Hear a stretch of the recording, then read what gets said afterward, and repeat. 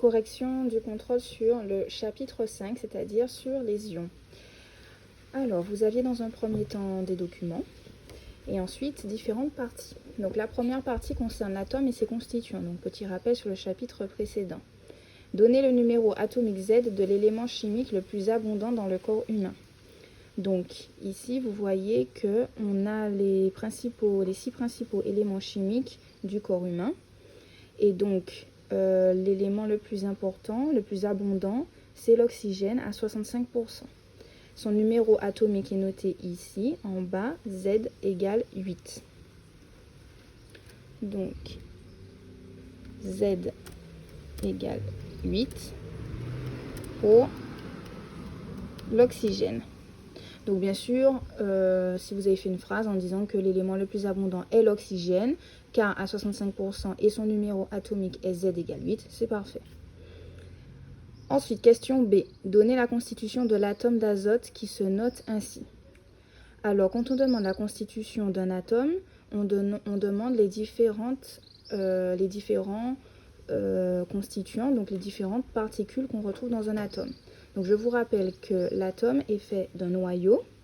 Donc le noyau possède des nucléons. Il y en a 15 ici pour l'azote.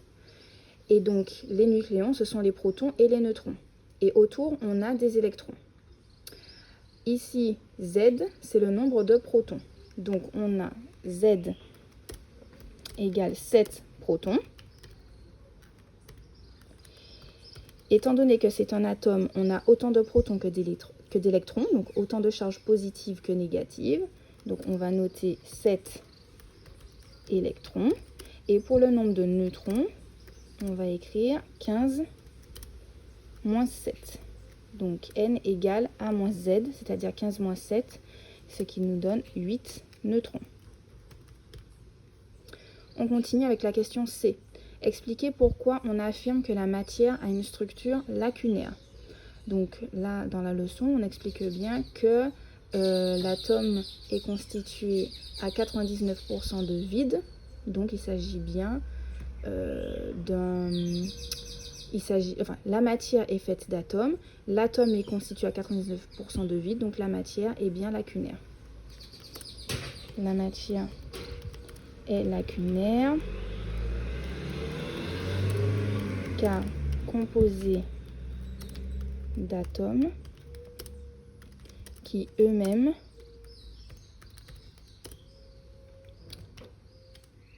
sont composés à 99% de vide.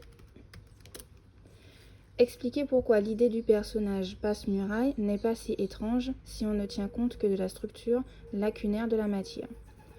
Donc on voit bien ici, donc Passe-Muraille en fait passe à travers les murs. Donc si on suppose que la matière est constituée à 99% de vide, on peut considérer qu'on peut traverser la matière. On peut supposer qu'il est possible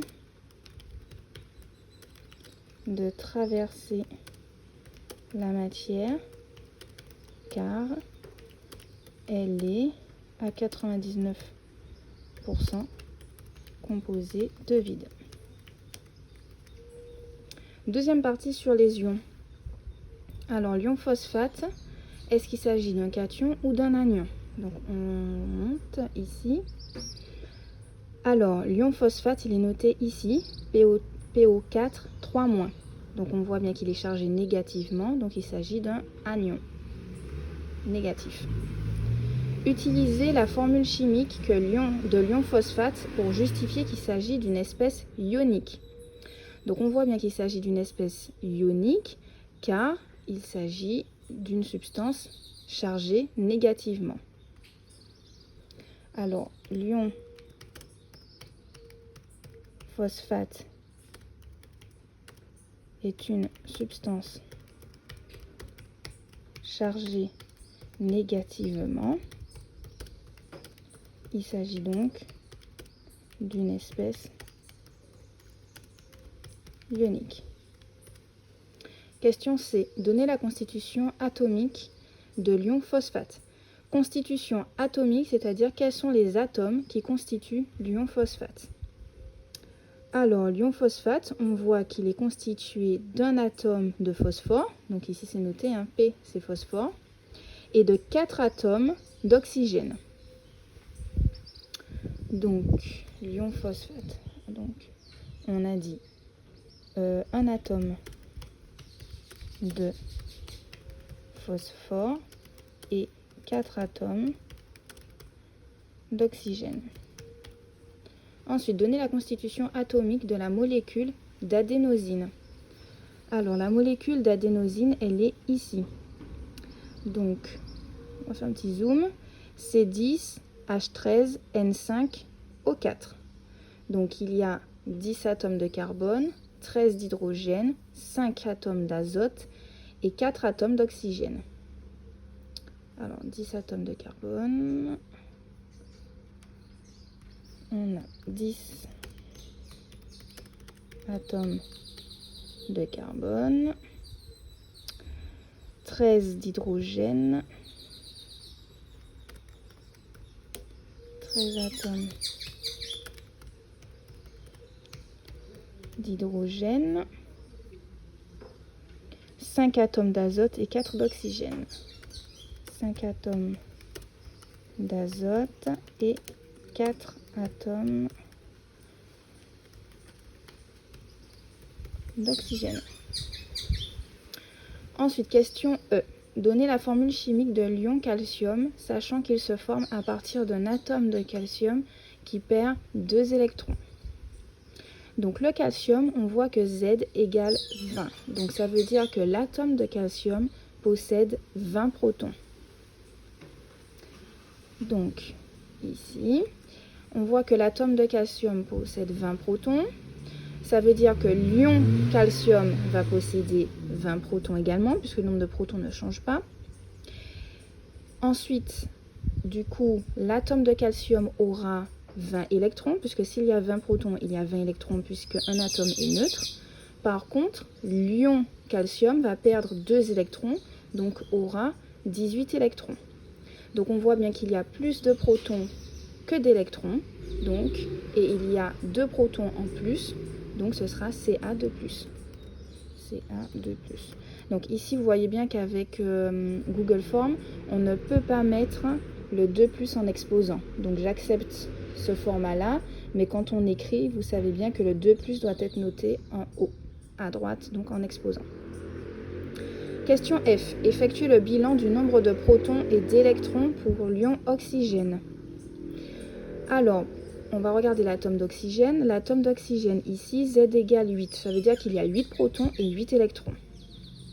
Donc, on sait que pour un ion, on ne change pas le nombre de protons. Donc, on a 8 protons pour l'ion oxygène. Et par contre, on voit qu'il est chargé de moins. Ça veut dire qu'il y a 2 protons en moins que d'électrons. Donc, il y a 2 électrons en plus. Donc, ça veut dire qu'il y a 10 électrons. Voilà. Maintenant, on passe à la partie 3. La nature du courant électrique. Identifier le type d'ion présent dans le bécher. Donc, dans le bécher, on a des K+ et des Cl-. Les K+ chargés positivement, donc ce sont des cations. Cl- chargés négativement, donc anions. Question B.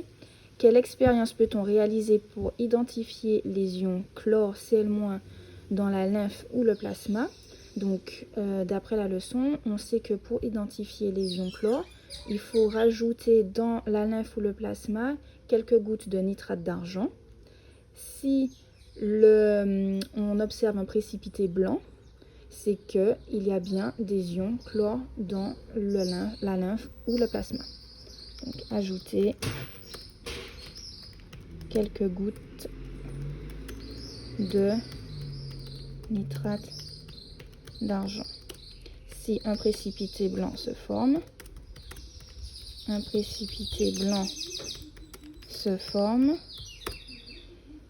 cela montre que les ions Cl- sont présents. Voilà pour la correction.